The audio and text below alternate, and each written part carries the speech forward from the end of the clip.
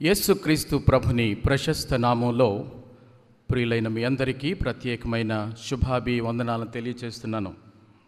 ఈ మన ప్రత్యేక 30 దినాల విశేష బైబిల్ తరగతుల సమాహార ఈ సంఘటనలో 2015వ సంవత్సరపు నవంబర్ నెలలో మనం ఉన్నాం.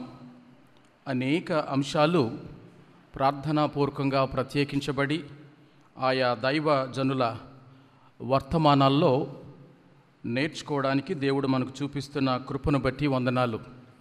నా మట్టుకు నేను దాదాపు 4-5 సంవత్సరాల నుంచి మీ మధ్యకు ఈ సీజన్లో వచ్చి దేవుని వాక్యాన్ని కొన్ని ప్రత్యేక అంశాల మీద తరగతులను నిర్వహించి వెళ్ళడం అది నాకును సంఘానికిని ఎంతో దీవెనకరంగా ఉందని నేను అర్థం చేసుకుంటున్నాను. ఇది నాన్న మరలా మన బెరాకా బ్లెస్సింగ్ చర్చ్లో ఎన్నో దిన కార్యక్రమాలు ఉన్నాయి. పగటిపూట మనకు జగన్నాయకపూర్లో ప్రత్యేకమైన కార్యక్రమాలు 2 జరిగాయి. దేవుడు మన స్థానిక సంఘానికి ఇచ్చిన అనుబంధ సంఘం కోసం దేవుడిచ్చిన మందిరాన్ని ప్రతిష్ఠించుకునే అవకాశాన్ని మనలో చాలామంది అక్కడ పాల్గొన్నాం. రెండవదిగా దేవుడు మనకిచ్చిన దైవజనులు reverend doctor G Joseph Benny గారి యొక్క 60 దినాల ప్రత్యేక పుట్టినదిన సంబరాన్ని లేదంటే కృతజ్ఞత సెలబ్రేషన్లో కూడా మీరు చాలామంది పాల్గొన్నారు.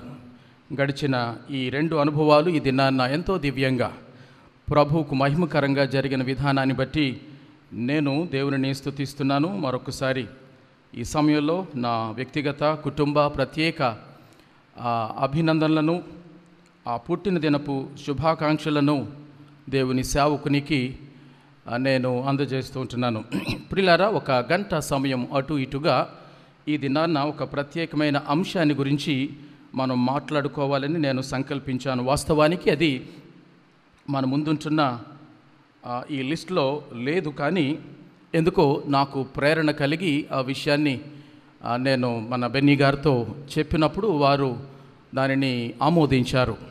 ఆ ప్రత్యేకమైన అంశం ఏంటి అనంటే క్రైస్తవ సంఘం దాతృత్వం. గడిచిన సంవత్సరాల్లో కూడా నేను ఆలోచన చేస్తే ఆ అంశము ఎప్పుడైనా పెట్టుకున్నామో లేదో నాకైతే గుర్తులేదు. కానీ క్రైస్తవ సంఘంగా మనము ఈ ప్రాముఖ్యమైన దాతృత్వపు క్రమశిక్షణాయుతమైన కళను మన జీవితాల్లో అలవర్చుకోవాల్సిన అవసరత ఎంతైనా ఉంది.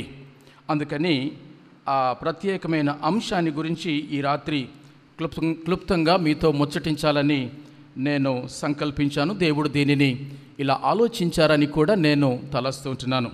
కాబట్టి దయచేసి 1 గంట సమయము అటు ఇటుగా క్రైస్తవ దాతృత్వమును గురించిన పాఠాలు దేవుని వాక్యపు వెలుగులో నుంచి మనం నేర్చుకోవడానికి ప్రయత్నం చేద్దాం. నాతో పాటు 2 కొరింథీ 8వ అధ్యాయము మొదటి 5 వచనాలు మీరు తెరిచి పట్టుకోవాలని మనవి చేస్తుంటున్నాను. ఈ పగలంతా మీరు చాలా బిజీగా ఉన్నప్పటికీ, వాతావరణము అన్ని విధాల అనుకూలంగా లేకపోయినప్పటికీ, మరలా మీరు సమయాన్ని వెచ్చించి వచ్చిన దాన్ని బట్టి నేను దేవుని స్తుతిస్తున్నాను. వాక్యాన్ని అయ్యగారు ప్రార్థన చేసిన ప్రార్థనలో మాట ప్రకారంగా లోతుగా దిగి తరచి వెదకి ధ్యానం చేయాలి అన్న తపన మీలో కలిగిన ఆ పరిస్థితిని బట్టి నేను దేవుని స్తుతిస్తున్నాను. అందుకని నిన్న చెప్పాను, ఇవాళ కూడా చెప్తుంటున్నాను, మీ బైబిల్తో పాటు మీ పెన్, మీ నోట్బుక్ కూడా మీరు కలిగి ఉండి ఆ ముఖ్యమైన తలంపులను మీరు రాసి పెట్టుకోండి. ఇవి బైబిల్ తరగతులు అని అంటున్నాం. ప్రసంగ కంటెంట్ చాలా తక్కువగా ఉంటుంది, టీచింగ్ కంటెంట్ ఎక్కువగా ఉంటుంది. అందుకని ఇవి మనము నేర్చుకుందాం. ఒకవేళ నేను గట్టిగా గంభీరంగా ప్రసంగ ధోరణిలో నాకు చాలా ఇష్టమైన తీరులో నేను ప్రజెంట్ చేయకపోయినా మీకు అర్థం కావాలి అన్న ఆలోచనతో కాస్త నెమ్మదిగా నాతో పాటు మీరు కలిసి ఆలోచించాలి అన్న దృక్పథంతో నేను ఈ మాటలు మీకు తెలియచేస్తున్నాను. బహు జాగ్రత్తగా వీటిని అర్థం చేసుకోవాలని నేను మనవి చేస్తుంటున్నాను. వాక్యాన్ని చదవక మునుపు మీరు దయచేసి అందరూ తెరిచి పట్టుకోండి. 8వ అధ్యాయము 2 కొరింథీ మొదటి 5 వచనాలు. అటు మేనల్లుడు, ఆయన పేరు సుమియోను, గుండెపోటుతో హాస్పిటల్లో జాయిన్ అయ్యాడు. పెద్దగా మాట్లాడించకండి, హఠాత్ కబుర్లు ఏమీ చెప్పకండి అని చెప్పి అక్కడున్న వాళ్లకు డాక్టర్లు చెప్పి వెళ్ళిపోయారు. ఇది హాస్పిటల్లో సిమియోను పరిస్థితి. ఇంటి దగ్గర వాళ్ళ మేనమామ ఉన్నాడు, చాలా సంపన్నుడు, 10 కోట్ల ఆస్తికి ఆయన వారసుడు లేదా ఆ స్థితిమంతుడు. అకస్మాత్తుగా మరణించాడు. ఇక్కడ ఇంట్లో పెద్ద ఆయన చనిపోయాడు. హాస్పిటల్లో మేనల్లుడు సిమియోను గుండెపోటుతో చికిత్స పొందుతూ ఉన్నాడు. బంధువులందరూ అనుకున్నారు, ఈ 10 కోట్ల ఆస్తికి మేనల్లుడు సిమియోనే వారసుడు కదా, ఎంత ధన్యుడు వాడు అని అనుకుంటూ హాస్పిటల్లో ఉన్నాడు, చికిత్స పొందుతూ ఉంటున్నాడు. ఎవరైనా ఈ కబురు అతగాడికి తెలియచేస్తే కాస్త త్వరగా కోలుకొని రావడానికి బాగుంటుందేమో అని బంధువులందరూ ఆశపడ్డారు. ఎవరు ఈ తీపి కబురును మేనల్లుడి చెవిలో వేస్తారు అని ఆలోచిస్తే, జాగ్రత్తగా చెప్పాలి, ఇది చాలా సీరియస్ మ్యాటర్, ఇది హఠాత్ కబురు లాంటిదే, అసలే గుండెపోటుతో ఉన్నాడు హాస్పిటల్లో అని అనుకుని పాస్టర్ గారిని ఆశ్రయించారు. పాస్టర్ గారు వెళ్ళారు. పాస్టర్ గారు ఇలా మొదలుపెట్టారు, సిమియోను ఎలా ఉన్నారు మీరు అని అడుగుతూ, బాగానే ఉన్నానండి, నా కోసం ప్రార్థన చేయండి పాస్టర్ గారు అని అన్నాడు.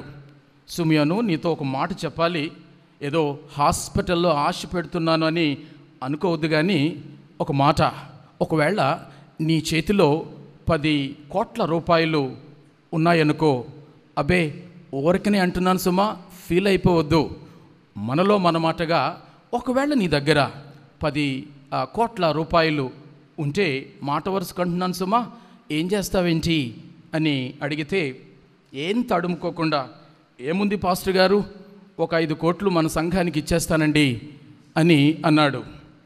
ఆ మాట విని పాస్టర్ గారు అక్కడికక్కడే కుప్పకూలి మరణించారు. ఇది జరిగిన సంఘటన. The pastor dropped dead. ఆ పాస్టర్ గారు అసాధారణమైన పాస్టర్ గారైన తన పరిచర్య కాలంలో ఎన్నెన్నో దాతృత్వాలను కళ్ళారా చూసిన వ్యక్తి. దాతృత్వం అంటే ఏంటో చాలా ఎరిగిన వ్యక్తి, బోధించిన వ్యక్తి. కానీ ఆ పాస్టర్ గారు సిమియోను దాతృత్వాన్ని తట్టుకోలేకపోయారు. సిమియోను అసాధారణ దాతృత్వం ఆ రేంజ్లో ఉంటుందని ఊహించలేకపోయారు. ఆ కారణంగా ఆయన గుండె బాగా కొట్టుకుంటున్న పాస్టర్ గారు గుండె ఆగి మరణించారు. కానీ బైబిల్లో నాకు ఒక ఆయన కనిపిస్తాడు, పాస్టర్ గారు లేదా మంచి అపోస్తలుడు. ఈ అపోస్తలుడు ఒక ప్రాంతంలో కొన్ని సంఘాల ధారాళమైన ఔదార్యాన్ని చూసి ఉబ్బితబ్బిబ్బై ఊపిరి పోగొట్టుకోలేదు. కానీ ఆయన ఊరూరా తిరిగి అనేక సంఘాలకు ఆ సంఘాలకు సంబంధించిన దాతృత్వ క్రమశిక్షణను గురించి చెబుతూ, మీరు అలా ఉండండి అని నేర్పించుకుంటూ వెళుతూ ఉన్నారు. ఇది చూకీగా నేను మీతో ఈ రాత్రి పంచుకోదలసిన ముఖ్యమైన విషయం. ఆ అపోస్తలుడు పౌలు, ఆ సంఘాలు మాసిదోనియాలోని సంఘాలు. ఈ మాసిదోనియా సంఘాలను చూపించి కొరింథు సంఘానికి తాను ఉత్తరం రాస్తూ, కొరింథు విశ్వాసులారా, మాసిదోనియా సంఘాలను చూచి నేర్చుకోండి. ఆ మాసిదోనియా సంఘాలు దాతృత్వములో ధారాళంగా ఉన్న సంఘాలు. నేను నా కళ్ళారా చూశాను, దానికి నేను సాక్షిని.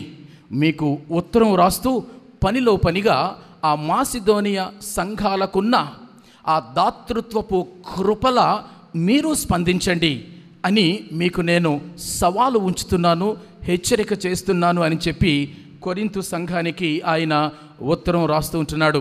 ఇది జరిగిన నేపథ్యం.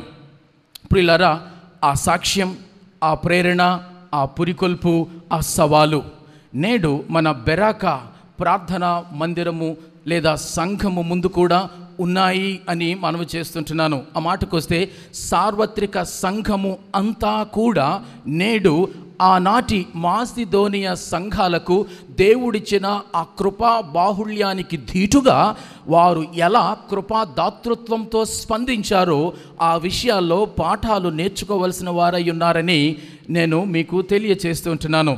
అందుకని పరిశుద్ధ గ్రంథములో చాలా ఆదర్శాలు మన ముందు ఉన్నాయి. అదే కాకుండా మన మధ్యలో చాలా అవసరతలు ఉన్నాయి, అవకాశాలు కూడా మనతోనే ఉన్నాయి. కాబట్టి ఈ రాత్రి ఆ మాసిదోనియా సంఘాల గురించిన, వారికి దేవుడిచ్చిన కృపకు వారు దాతృత్వ రూపేణ స్పందిస్తుంటున్న తీరులో ఎన్నెన్ని పాఠాలున్నాయి ఈ రాత్రి మన బెరాకా సంఘం నేర్చుకోవడానికి అన్నది నా ముందు ఉన్న ప్రాముఖ్యమైన విషయం. సో దయచేసి మనమందరం కూడా కలిసి ఆ నేపథ్యాన్ని, అప్పటి కాలపు ఆ భాగాన్ని వాక్యములో నుంచి చదివి అర్థం చేసుకోవడానికి ప్రయత్నం చేద్దాం. నేను చదువుతాను, మీరు మీ బైబిళ్లలో మీరు ఫాలో కండి. దేవుడు మీకు నేర్పిస్తున్న ఏ పాఠమైనా కూడా చక్కగా అలా రాసుకోండి, మనసుకు పట్టనివ్వండి. మనము వాక్యపు లోతుల్లోనికి దిగుతూ ఉంటున్నాం. నిన్నటి దినాన మీకు గుర్తుందా, ప్రార్థన అన్న అంశం గురించి కాస్త భిన్నమైన వరవడితో కూడిన నిర్వచనాలను మీ ముందు నేను ఉంచాను. ప్రార్థన చేయడానికంటే ముందు ప్రార్థనను గురించిన అవగాహనతో కూడిన 10 అంశాలను మన ప్రార్థన పునాది క్రింద ఉండాలి అని మాట్లాడుకున్నాం. దాని తరువాత ప్రార్థన చేస్తూ ఉంటున్న మనము ఎలా సిద్ధపడాలో ఒక 11 అంశాలు కూడా మాట్లాడుకున్నాం. అవి చాలా భిన్నంగా, కాస్త లోతుగా ఒక విశ్వాసి జీవితంలో ప్రార్థనను గురించిన లోతైన అనుభవంలోనికి నడిపించే సిద్ధపాట్లు, అవగాహనలు అందులో నిన్నున్నాయి.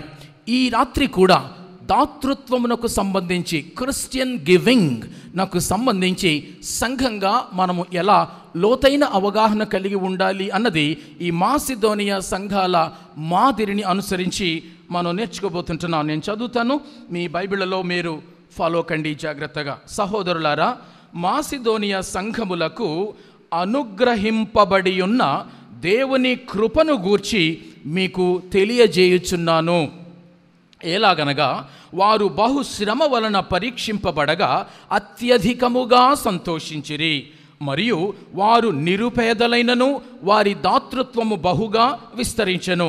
ఈ కృప విషయములోను, పరిశుద్ధుల కొరకైన పరిచర్యలోను, పాలు పొందు విషయములోను మనఃపూర్వకముగా మమ్మును వేడుకొనుచు, వారు తమ సామర్థ్యము కొలదియే కాక సామర్థ్యము కంటే ఎక్కువగాను తమంతట తామే ఇచ్చిరని మీకు సాక్ష్యమిచ్చుచున్నాను.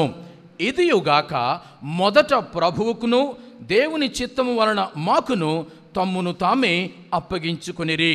ఇంతగా చేయుదురని మేమనుకొనలేదు. దేవుడు ఈ మాటలను మన వినికిడిలో దీవించునుగాక. చిన్న ప్రార్థన చేసుకుందాం. ప్రియ ప్రభువా, 2 కొరింథీ 8వ అధ్యాయము మొదటి 5 వచనాలు చదువుకున్నాం. ప్రియ పరిశుద్ధ ఆత్మ తండ్రి, ఈ వాక్యపు వెలుగులో వెనకటి కాలపు మాసిదోనియా సంఘ ఆధ్యాత్మిక దాతృత్వ జీవితాన్ని ఇప్పటి కాలపు మా బెరాకా ప్రార్థనా మందిరము ముందుకు మీరు తీసుకురమ్మని వేడుకుంటున్నాం. ఆ సంఘము నుంచి మేము నేర్చుకొనదగిన ఆధ్యాత్మిక పాఠాలను ఈ రాత్రి మేము నేర్చుకోవడానికి మీరు మాకు సాయం చేయండి. వాక్యపు లోతుల్లోనికి దిగి మా దాతృత్వపు పరిధిని, దాతృత్వపు స్థితిని అంచనా వేసుకోవడానికి కృప చూపండి. దేవా, మరి మమ్మల్నందరినీ మీ కృపా సింహాసనం ఎదుగు తెచ్చుకుంటూ మా నోటి మాటలు, మా హృదయ ధ్యానాలు నీ దృష్టికి అంగీకృతములుగా ఉండునట్లు అనుగ్రహించుమని యేసు నామమున అడిగి వేడుకొనుచున్నాను తండ్రి, ఆమేన్. ప్రియమైన దేవుని సంఘమా, మాసిదోనియా, కొరింథు సంఘాల భౌగోళిక పరిస్థితిని గురించి క్లుప్తంగా మీ ముందుకు తీసుకొస్తాను. ఈ మాసిదోనియా ఈ ప్రాంతము యూరప్ ఖండానికి దక్షిణ భాగాన ఉన్న గ్రీసు దేశంలో ఉంది. మనలో చాలామంది చదువుకున్నప్పుడు ప్రపంచ పటము గురించిన ఒక అవగాహన ఇదమిద్దంగా మనకుండుంటుంది. ఆ ప్రపంచ పటములో ఉన్న ఖండాలలో ఐరోపా ఖండములో గ్రీసు దేశము అని ఒకటి ఉంది. ఐరోపా ఖండానికి దక్షిణ భాగాన ఆ గ్రీసు దేశం ఉంది. 2 కొరింథీ 8వ అధ్యాయము మొదటి వచనాన్ని అలా చూడండి. అక్కడ మాసిదోనియా సంఘాలు అని ఉంది, అనగా ఒక సంఘం కంటే ఎక్కువ సంఘాలు ఉన్నవి అని అర్థమవుతుంది. మాసిదోనియా సంఘాలు అనంటే మాసిదోనియా ప్రాంతములోని సంఘాలు అని అర్థం. మాసిదోనియా అన్నది గ్రీసు దేశంలోని ఒక ఏరియా, ఒక రీజియన్. అది ఆ రీజియన్లో 3 సంఘాలను అపోస్తలుడైన పౌలు ప్రారంభించాడు. ఆ 3 సంఘాలు ఏవి అనంటే ఫిలిప్పీ పట్టణంలోని సంఘము, తెస్సలోనిక పట్టణంలోని సంఘము, బెరయాలోని సంఘము. కాబట్టి ఇక్కడ మొదటి వచనములో అపోస్తలుడైన పౌలు మాసిదోనియా సంఘాలు అని అంటే అర్థం ఏంటంటే మాసిదోనియా ప్రాంతములో ఫిలిప్పీలోని సంఘము, తెస్సలోనికలోని సంఘము, బెరయాలోని సంఘము, ఈ 3 సంఘాలను దృష్టిలో పెట్టుకుని అపోస్తలుడైన పౌలు ఇక్కడ మొదటి వచనంలో మాసిదోనియా సంఘాలు అని రాస్తూ ఉంటున్నాడు. ఇవి ఎక్కడున్నాయి అని అంటే గమనించండి, గ్రీసు దేశానికి దక్షిణ భాగాన అకయ ప్రాంతం ఉంది. ఈ గ్రీసు దేశానికి ఉత్తర భాగాన మాసిదోనియా ప్రాంతం ఉంది. యూరప్ ఖండము, యూరప్ ఖండానికి ఎక్స్ట్రీమ్ సౌత్లో గ్రీసు దేశము, గ్రీసు దేశానికి ఉత్తరాన మాసిదోనియా ప్రాంతము, మాసిదోనియా ప్రాంతాల్లో ఈ 3 పట్టణాల్లో 3 సంఘాలు, మాసిదోనియా ప్రాంతానికి అలా దిగువన దక్షిణ భాగాన అకయ ప్రాంతము. ఆ అకయ ప్రాంతానికి కొరింథు ముఖ్య పట్టణం. ఇది వాటి యొక్క భౌగోళిక పరిస్థితి. ఇది మీకు సూచాయిగా అర్థమైతే చాలు, అంతకు మించి ఎక్కువగా ఆలోచించాల్సిన అవసరం లేదు. మెట్టుకు మీరేం అర్థం చేసుకోవాలి అని అంటే ఎక్కడో మరి ఊహల్లో నుంచి ఈ ప్రాంతాలు పుట్టలేదని, ఇవి ఇప్పటి కాలపు భౌగోళిక ప్రాపంచిక పటంలో ఉనికి కలిగి ఉన్నాయి అని మీరు అర్థం చేసుకుంటే చాలు. ఎందుకంటే పరిశుద్ధ గ్రంథము సజీవమైన గ్రంథము, ఇది యథార్థమైన గ్రంథము. ఇక్కడ ప్రస్తావించబడిన పలు ప్రాంతాల పేర్లు యథార్థమైనవి. ఆ పేర్లు ఇప్పుడు అలాగునే పిలువబడుతున్నాయా లేదా మారాయా అన్నది వేరే విషయం. చాలా వరకు మార్పు చెందాయి, కానీ అప్పటి కాలపు భౌగోళిక పరిస్థితుల్లో ఆ ప్రాంతాలు అలా ఉన్నాయి. ఆ విషయాన్ని మీకు నొక్కి చెప్పడానికి చూకీగా ఆ యూరప్ ఖండములో ఈ గ్రీసు దేశము, గ్రీసు దేశానికి ఉత్తరాన ఉన్న మాసిదోనియా ప్రాంతము, దక్షిణాన ఉన్న అకయ ప్రాంతము, వాటి గురించి అక్కడ పౌలు ప్రారంభించిన సంఘాల గురించి మీకు నేను చెప్తున్నాను. పౌలు తాను చేసిన 3 ముఖ్యమైన మిషనరీ ప్రయాణాల్లో 2వ మిషనరీ ప్రయాణములో అనగా క్రీస్తు శకము 49 నుంచి 52 సంవత్సరాల ఆ నిడివిలో, ఆ మధ్యకాలములో ఈ యూరప్ ఖండానికి ఆయన ప్రవేశించాడు అన్న విషయం మనం చూస్తాం. మీలో చాలామందికి మాసిదోనియా పిలుపు అన్న మాట మీరు విన్నారా? మాసిడోనియన్ కాల్ అన్న మాట మనం తరచూ మాట్లాడుకుంటాం. అపోస్తుల కార్యాలు 16వ అధ్యాయము 6 నుంచి 10 వచనాలలో ఆ దినాన అపోస్తుడైన పౌలు ఆసియాలో సువార్త చేయడానికి వద్దామని. ఆసియా అంటే ఎవరి ఖండం అండి? మంది. Very good. మన ఖండము అయిన ఆసియాకు వచ్చి సువార్తను ప్రకటించడానికి అపోస్తులుడైన పౌలు ఆ రోజు తీర్మానం చేసుకుంటూ ఉంటే 16వ అధ్యాయము అపోస్తుల కార్యాలు 6వ వచనములో పరిశుద్ధాత్మ దేవుడు పౌలుకు చెప్తున్నాడు, వద్దు వద్దు పౌలా, నీవు ఆసియాకు కాదు వెళ్ళాల్సింది, నీవు యూరప్కు వెళ్ళాల్సి ఉంటుంది అని చెప్పాడు. ఆ విధంగా ప్రియులారా, ప్రపంచ క్రైస్తవ ఉనికి యొక్క చిత్రపటం అలా చూస్తూ ఉంటుండగానే తారుమారైపోయింది. ఆ దినాన గనుక అపోస్తుడైన పౌలు క్రీస్తు శకము 49 నుంచి 52 సంవత్సరాల మధ్యకాలములో, అనగా దాదాపు ఇంకా భారతదేశ దక్షిణ అగ్రభాగానికి యేసుక్రీస్తు ప్రభుని అపోస్తులలో తోమా అనబడిన ఆయన ప్రవేశించక మునుపే అపోస్తుడైన పౌలు ఆసియా ఖండానికి ప్రవేశించి ఉండేవాడు. కానీ దేవుని ఆత్మ ఎందుకో పౌలును ఆసియాకు రావడానికి అనుమతించలేదు. నేను ఊహిస్తూ ఉంటాను, యూరప్ ఖండానికి దేవుడు పౌలును అనుమతించాడు కాబట్టి అట్టడుగున ఆత్మీయంగా, సామాజికంగా అనేక అస్తవ్యస్త స్థితులతో అతలాకుతలమైపోతూ ఉంటున్న ఆసియా ఖండానికి, అందున భారతదేశానికి మిషనరీలు యూరప్ ఖండం నుంచి రావాల్సి వచ్చింది.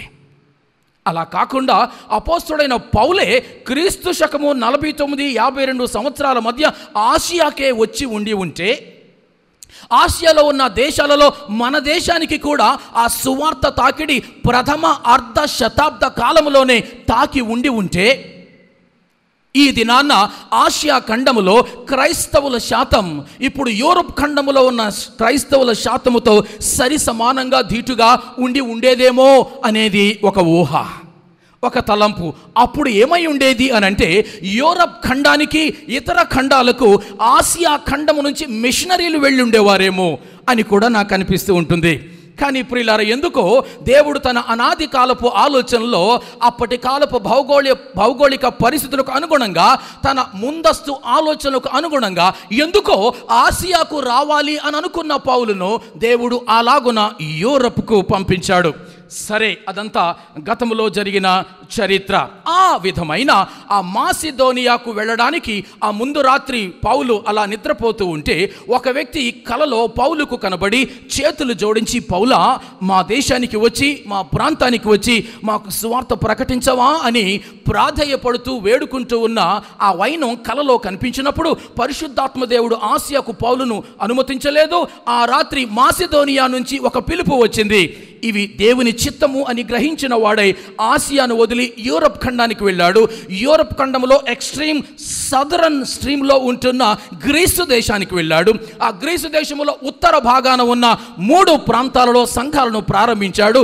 దక్షిణ భాగాన ఉన్న అకయ ప్రాంతానికి క్యాపిటల్ సిటీగా అని చెప్పబడిన కొరింథులో సువార్తను బీజాలు ఆయన నాటాడు. ఇది అక్కడ ఉన్న నేపథ్యం. రైట్? మీకు అర్థమైందా? ఇస్ ఇట్ క్లియర్ ఎంతవరకు? ఇప్పుడు చూడండి, ఆ 8వ అధ్యాయములో మొదటి వచనములోనే ఒక మాట ఉంది. We are doing little bit of Bible study. జాగ్రత్తగా గమనించండి. మాసిదోనియా సంఘాలు అంటే ఏంటో ఇప్పుడు మీకు అర్థమయ్యాయి. అనుగ్రహింపబడి ఉన్న దేవుని కృప అనగా మాసిదోనియాలోని ఆ 3 సంఘాలకు, ఫిలిప్పి, తెస్సలోనికయ, బెరయ 3 సంఘాలకు దేవుని యొక్క కృప అనుగ్రహించబడి ఉన్నది అని ఉంది. కృప అన్న మాట గ్రీకు భాషలో కారిస్ అని అంటాం. కారిస్. మొత్తము 8వ అధ్యాయము 9వ అధ్యాయములో కృప, కారిస్ అనగా దేవుని కృప అన్న మాట దాదాపు 10 సార్లు వాడబడింది. ఈ 10 సార్లు వాడబడిన దేవుని కృప అన్న మాట ఉన్న 8, 9 అధ్యాయాలలో ఈ 8వ అధ్యాయములో మొదటి 9 వచనాల్లోనే 5 సార్లు వాడబడింది. మీరు జాగ్రత్తగా అర్థం చేసుకోండి. 8, 9 అధ్యాయాల్లో 10 సార్లు వాడబడిన కృపా, కారిస్ అన్న మాట ఈ మొదటి అనగా 8వ అధ్యాయంలోనే మొదటి 9 వచనాల్లోనే సగమునకు పైగా 5 పర్యాయాలు కారిస్, దేవుని కృపను గురించిన ప్రస్తావన అక్కడుంది.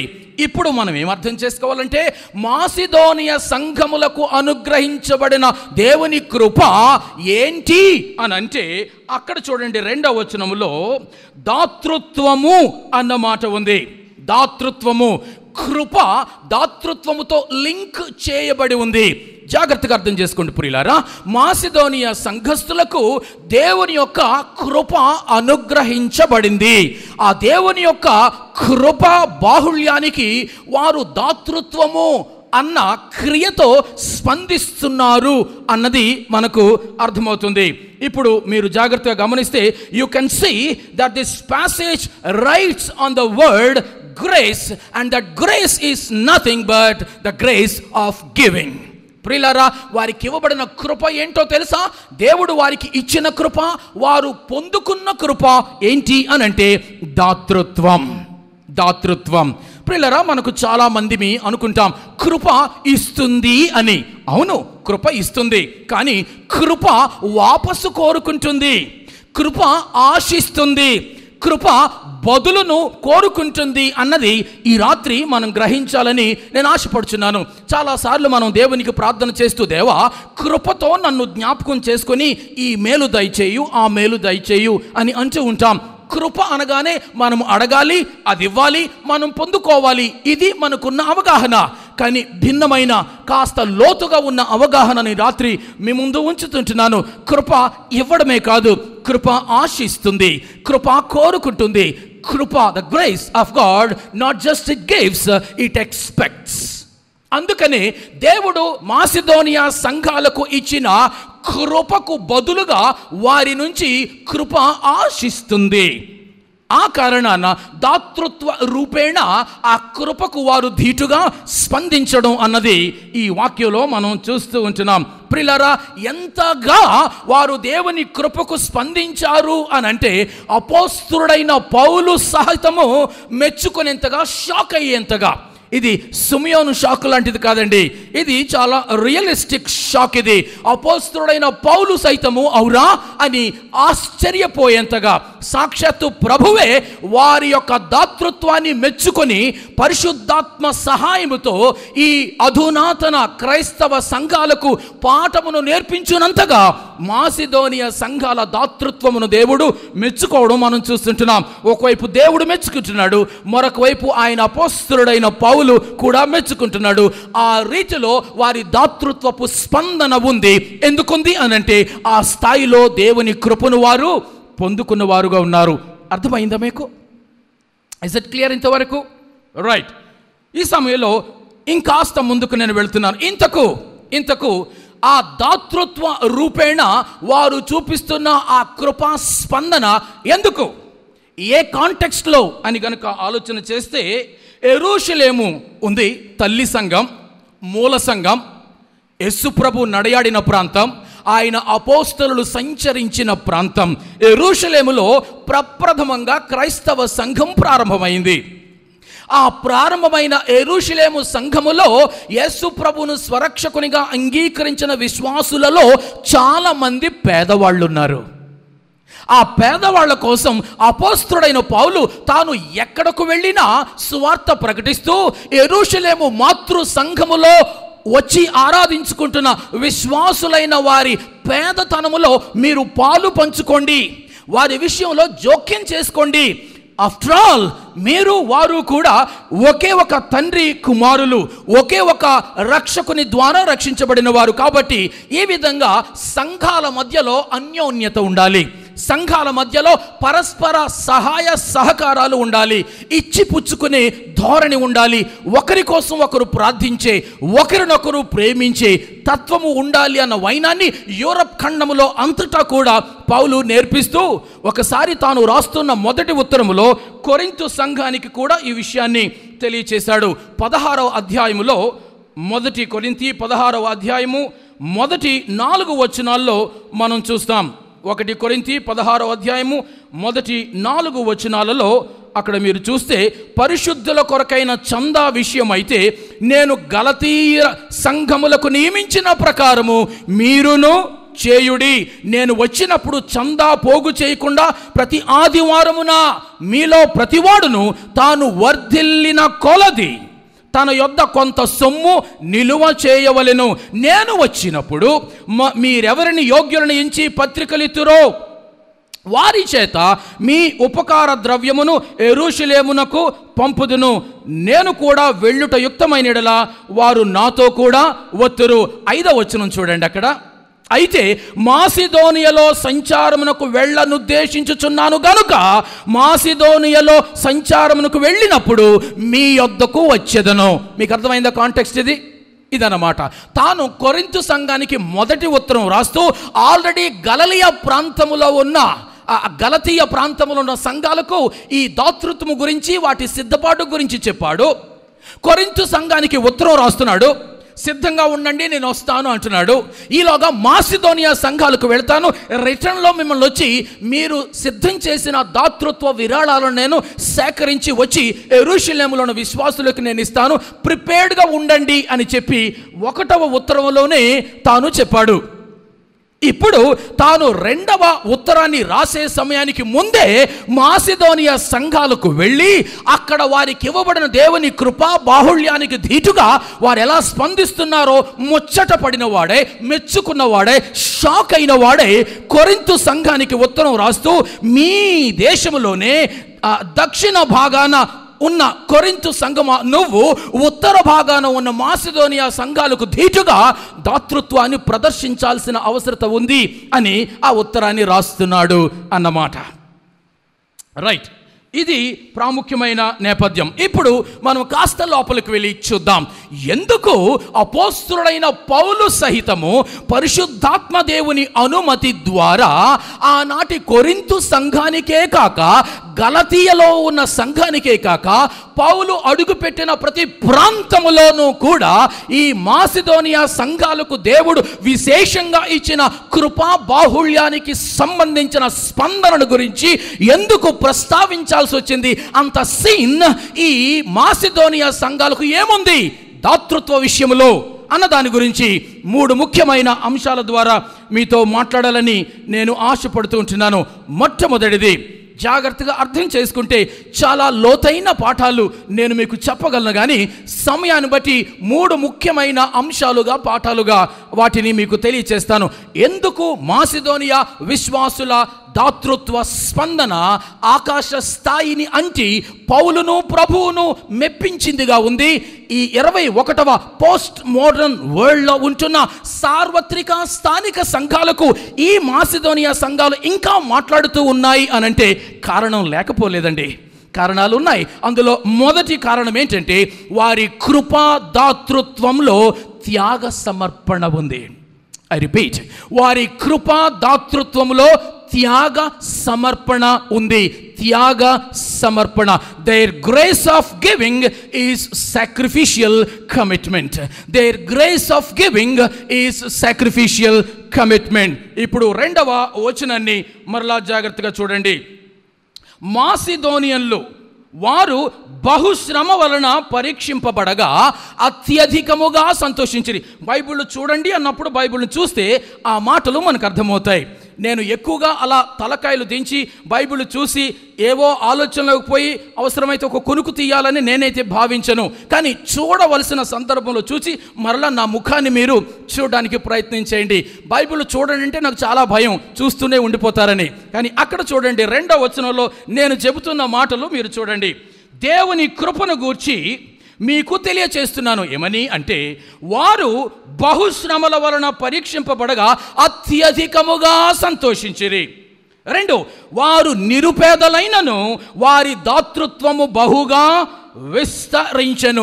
ఇక్కడ కొన్ని విశేషణాలు కనిపిస్తున్నాయి. యాడ్జెక్టివ్స్ అని అంటాం. యాడ్జెక్టివ్ అంటే అర్థం ఏంటంటే క్రియను కాస్త వివరంగా చెప్పేది యాడ్జెక్టివ్. క్రియ యొక్క స్వభావాన్ని వర్ణించేది విశేషణము అని మనము గ్రామర్లో నేర్చుకున్నాం. వీరు ఒక క్రియ చేస్తున్నారు. ఏంటి అని ఆ క్రియ అని అంటే, వారు శ్రమలను అనుభవిస్తున్నారు. కానీ ఎలాంటి శ్రమలు అనంటే, ఆ శ్రమల గుండా వారు వెళుతున్నప్పుడు వారు అత్యధికముగా సంతోషించారు అనుంది. అనగా శ్రమల గుండా వెళుతూనే ఏడవకుండా, దిగులు పడకుండా, ముడుచుకుపోకుండా, లేదా భక్తిని వదిలేయకుండా, వెన్ను చూపకుండా ఆ శ్రమలలో అత్యధికంగా ఆనందించే వరవడి మాసిదోనియా సంఘాల్లో మనం చూస్తున్నాం. అది మొదటి విషయం. 2వ ప్రాముఖ్యమైన విషయం ఏంటంటే, వారు నిరుపేదలు అయినా కూడా వారి దాతృత్వము బహుగా విస్తరించింది. బహుగా విస్తరిస్తూ ఉన్న దాతృత్వం, బహుగా ఆనందిస్తూ ఉన్న శ్రమలు. Do you understand what it means to them? Right? ప్రియులారా, ఇవి జాగ్రత్తగా గమనిస్తే శ్రమ ఉంటే వెనక్కి లాగి పెడతాం, సంతోషం గాలికి ఎగిరిపోతుంది. కానీ మాసిదోనియా విశ్వాసులలో వారు క్రొత్తగా ప్రభువు నమ్ముకున్నారు. యూదేతరులైన వారు యూరప్ ఖండములో అట్టడుగున ప్రాంతములో ఉన్న పరిస్థితి అయినా కూడా వారి యొక్క శ్రమల గుండా వారు వెళుతున్నప్పుడు సంతోషించడం మాత్రమే కాక అత్యధికంగా సంతోషించారు అని రాయబడితే, వారు నిరుపేదలు, వట్టి పేదలు కాదండోయ్, నిరుపేదలు అయినప్పటికీ కూడా వారి దాతృత్వము బహుగా విస్తరించింది అన్న మాటలు అక్కడ ఉన్నాయి. నేను ఒకసారి చరిత్రకు వెళ్ళాను. అప్పటి కాలపు యథార్థ భౌగోళిక చారిత్రక నేపథ్యాన్ని నేను చదివాను. నేను చాలా తన్మయుణ్ణి అయ్యాను. మీకు కొన్ని ఆ చారిత్రక ఘటనలు మీకు నేను తెలియచేస్తాను. సెక్యులర్ హిస్టరీ కనుక మీరు వెళ్ళి చదివితే ఇవి మీకు కనిపిస్తాయి. క్రీస్తు పూర్వము 146వ సంవత్సరం. I just go back as far as BC 146 క్రీస్తు పూర్వము 146వ సంవత్సరంలో ఇప్పుడు నేను చెప్తున్న గ్రీకు పెనిన్సులా అంతా కూడా రోమా సామ్రాజ్యము క్రిందకు వచ్చింది, రోమా పాలన క్రిందకు వచ్చింది. ఇండియా బ్రిటిష్ వాళ్ళ పాలనకు ఎలా వచ్చి ఉందో క్రిందకు, అలాగున గ్రీకు భాగం అంతా కూడా, పెనిన్సులా అంతా కూడా రోమీయుల పాలన క్రిందకు వచ్చింది. ఆ కారణాన ఈ గ్రీసు దేశములో ఉన్న ప్రజలు స్వేచ్ఛ స్వాతంత్ర్యాలు పూర్తిగా కోల్పోయి నానా పాట్లు పడుతుంటున్న పరిస్థితి. ఇది అక్కడున్న నేపథ్యం. అయితే క్రీస్తు పూర్వము 88వ సంవత్సరంలో అక్కడ ఉంటున్న గ్రీకు పట్టణాల్లో ఏథెన్స్ పట్టణము మరికొన్ని పట్టణాలు కూడా కలిసి రోమన్లకు వ్యతిరేకంగా తిరుగుబాటు చేశాయి స్వేచ్ఛ కోసం. కానీ అప్పటి కాలపు రోమన్ జనరల్ సూలా అనే వ్యక్తి ఆ గ్రీకు ప్రజల తిరుగుబాటును ఘోరంగా అణిచివేసేశాడు. మీరు చరిత్ర చదివి ఉంటే ఈ విషయాలు మీకు స్థూలంగా గుర్తుకు వచ్చి ఉంటాయి. ప్రియులారా, ఆ రకంగా పూర్తిగా అణిచి వేయబడిన స్థితిలో ఉండి ఈ రోమన్లు ఆ గ్రీకు పెనిన్సులా ఉన్న ప్రాంతంలో ఉన్న ప్రతి వారిని, వారి ఆస్తి పాస్తులన్నిటినీ దోచుకున్నారు. వారిని అట్టడుగు స్థితికి వారిని తీసుకువెళ్లారు. కటిక దరిద్రులుగా వారిని మిగిల్చారు. రాజకీయ స్వాతంత్ర్యం లేదు, ఆర్థిక స్వాతంత్ర్యం లేదు, సామాజిక స్వాతంత్ర్యం లేదు. వారు మనుష్యులుగా కాదు, కట్టుకడు బానిసలుగా జీవిస్తూ ఉంటున్న నేపథ్యము అది. అలాంటి నేపథ్యములో, అలాంటి కాలములో క్రీస్తు శకము 49-52 మధ్యలో పౌలు వెళ్ళాడు అక్కడికి. మీకు అర్థమవుతుందా? ఏ పరిస్థితుల్లో వెళ్ళాడు? బానిసలుగా మాసిదోనియన్లు ఉన్నారు. వారి ఆస్తిపాస్తులు కాజేశారు, కటిక దరిద్రులుగా మిగిల్చి వేశారు. రాజకీయ స్వేచ్ఛ స్వాతంత్ర్యాలు, సామాజిక స్వేచ్ఛ స్వాతంత్ర్యాలు వారి మీద పూర్తిగా లేకుండా పోయాయి. వారి బ్రతుకే దౌర్భరమైన దుర్భాగ్యమైన స్థితిలో ఉంటే అందులో ప్రభు నమ్ముకున్నందుకు శ్రమలు తోడయ్యాయి వాళ్ళకి. యేసు ప్రభు నమ్ముకున్నందుకు గ్రీకో రోమన్ కల్చర్ నుంచి ఆ అప్పుడప్పుడే క్రీస్తులో పుట్టిన విశ్వాసుల మీదకు దాడి చేశాయి. ఒకవైపు కఠినమైన పేదతనం, మరొక వైపు కఠినమైన శ్రమలు ఉంటున్న ఆ పరిస్థితి. ఇంకా రోమన్లు ఏం చేశారండి? ఒకప్పటి ప్రపంచ విజేత అలెగ్జాండర్ ఆ మాసిదోనియా ప్రాంతం నుంచే వచ్చారు. అందుకో ఎందుకో తెలియదు కానీ కసితీరా ఈ రోమన్లు ఆ మాసిదోనియా పట్టణాన్ని చిందరవందర చేసి పెట్టారు. క్రీస్తు శకము 67లో రోమా చక్రవర్తి నీరో వారికి రాజకీయ ఫ్రీడమ్ ఇచ్చాడు, కానీ ఆర్థికంగా వారు ఇంకా చాలా దయనీయమైన పరిస్థితిలో ఉన్నారు. ఆ రాజకీయ ఫ్రీడమ్ రాకమునుపు ఆ మధ్యకాలంలో 49-52 సంవత్సరాలు క్రీస్తు శకము మధ్యలో అపోస్తుడైన పౌలు వారి దగ్గరికి వెళ్ళాడు. మీకు అర్థమవుతుందా చిత్రం? You understand? రైట్. అది ఆ నేపథ్యము. అయితే ఆ క్రీస్తు శకము 49-52 సంవత్సరాల మధ్యలో వారి దగ్గరకు లిటరల్గా వెళ్ళిన పౌలు వారి దీన పేద స్థితిని కళ్ళారా చూశాడు. చూసి చలించిపోయాడు. అది ఆ జరిగిన పరిస్థితి. ఆ పరిస్థితుల్లో ఈ మాటలు రాస్తున్నాడండి కొరింథు సంఘానికి. ఆ మాసిదోనియా సంఘం గురించి ప్రస్తావిస్తూ వారి క్రియలకు సంబంధించిన విశేషణాలు రెండింటిని యాడ్ చేశాడు అన్నానే, అది చేశాడు. ఊహించి కాదు, కళ్ళారా చూసి అక్కడ రాస్తూ ఉంటున్నాడు. ఏం చూశాడు? వారి శ్రమలు, బహుశ్రమలు నేను చూశాను అంటున్నాడు. వారి పేదతనం, నిరుపేదతనం నేను చూశాను నా కళ్ళారా అంటున్నాడు పౌలవి. తాను తన కళ్ళారా చూసిన ఆ మాసిదోనియా సంఘాల రాజకీయ, సామాజిక, భౌతిక, ఆధ్యాత్మిక పరిస్థితులన్నింటినీ చూసిన వాడై ఈ ఉత్తరాన్ని కొరింథు సంఘానికి రాస్తూ మాసిదోనియా సంఘాలు దేవుని కృపా బాహుళ్యానికి ఎలా స్పందిస్తున్నాయో ఆ దాతృత్వ స్పందన గురించి వారిని చూసి మీరు నేర్చుకోండి అని అంటున్నాడు. ఇది విషయం. ప్రియమైన దేవుని బిడ్డలారా, ఇప్పుడు చూడండి మరలా అపోస్తుల 2 కొరింథీ 8వ అధ్యాయము పౌలు వాడిన మాట ఉంది చూసారు. నిరుపేదలు అన్న మాట ఎక్కడుంది? ఎస్, తాను వాడిన నిరుపేదలు అన్న 2వ వచనంలో మాట నేను మూల భాషలోనికి వెళ్ళి చూశాను. గ్రీకు భాషలో అక్కడ వాడబడిన మాట ఏంటంటే బాతోస్ అన్న మాట వాడబడింది. బాతోస్, BATHOS, బాతోస్. దాని అర్థం ఏంటంటే డీప్, లోతైన అని అర్థం. బాతిస్పియర్ అన్న మాట మీరు విన్నారా?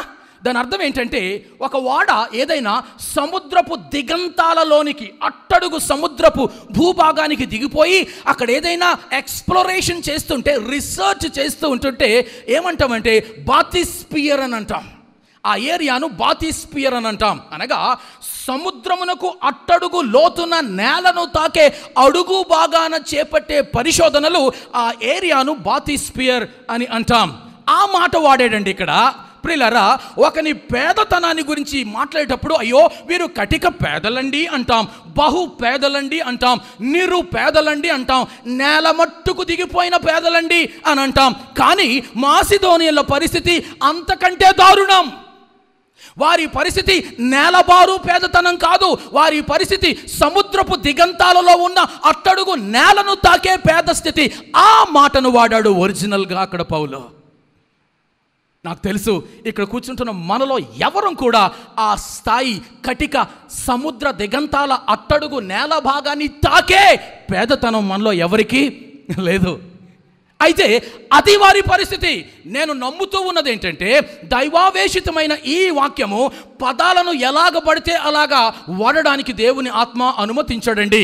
ఆయన యథార్థమైన స్థితిని, ఏ స్థితికి ఏ పదము వాడితే అక్కడ కుదురుతుందో అన్న మాటను పరిశుద్ధాత్మ దేవుడు తన పరిపూర్ణ దైవావేశిత పర్యవేక్షణలో అపోస్తులకు భక్తులకు అనుమతించాడు. కాబట్టి అక్కడ పదాలు వచ్చాయి. అందుకనే ఎందుకు వేదాంత విద్య చదవాలి, ఎందుకు లోతుగా వాక్యాన్ని చదవాలి, ఎందుకు మూల భాషల్లో చదవాలి అని అంటే, ఈ తర్జుమాలో కొన్ని భాష ఆ యొక్క పటిమ లేదంటే ఆ మీనింగ్ తగ్గిపోతూ ఉంటుంది.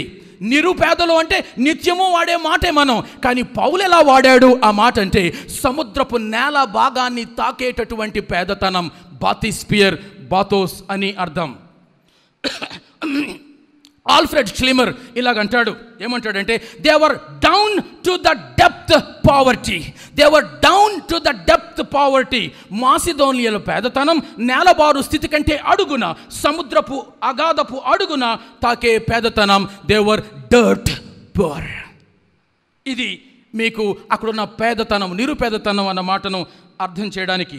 ఆ కటిక పేదతనం వారికి చాలదు అన్నట్లుగా వారికి తోడుగా కఠిన శ్రమలు తోడయ్యాయి. ఇక్కడ బహుశ్రమలు అన్న మాట ఉంది. ఆ పేదతనంలో క్రీస్తు సువార్తను స్వాగతించి యేసు ప్రభువుకు తమ హృదయాన్ని, జీవితాన్ని వారు ఇచ్చిన వారై నమ్ముకున్నందుకు ఈ శ్రమలు వారికి తోడుగా ఏడయ్యాయి. ప్రియమైన దేవుని బిడ్డలారా, మన జీవితాల్లో కూడా యేసు ప్రభువును స్వరక్షకునిగా అంగీకరించినప్పుడు శ్రమలు గనుక అధికంగా అవుతూ ఉన్నట్లయితే మాసిదోనియా సంఘస్థుల యొక్క మాదిరి మనము చూసి వారి నుంచి నేర్చుకోవాల్సిన వారమై ఉంటున్నాం.